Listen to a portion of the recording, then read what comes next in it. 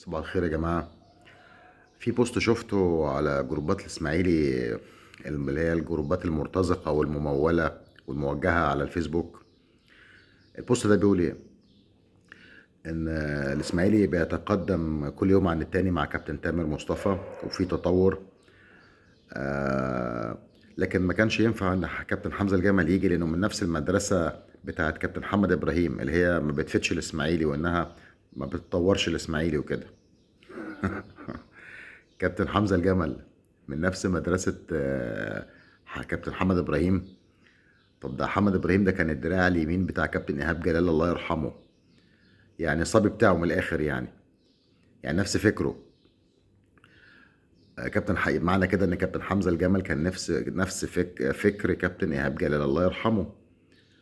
طب انتوا ليه لما كابتن إيهاب جلال جه قعدتوا تطبلوا له وقلتوا هو اللي ينفع وحمزة الجمل ما ينفعش؟ ما هم نفس المدرسة. اي محشي في اي حله. يعني انا مش عارف، يعني السكريبتات اللي بيدوها لكم الناس اللي هي من بره النادي وبتمولكوا، بس هم من اسماعيليه يعني معروفين، بيدوها لكم سكريبت مضحك وغبي يعني. ده دليل عن حقد دفين عن كابتن حمزه الجمل، احسن مدرب في مصر وممكن في الدول العربيه كمان. ربنا يوفق النادي انبي ان شاء الله في البقاء في الممتاز. وان شاء الله الاسماعيلي يعني يبعد عنه خفافيش الظلام اللي لازقه في وشه دي، بانه ينزل درجه تانية علشان الناس دي تبعد عنه.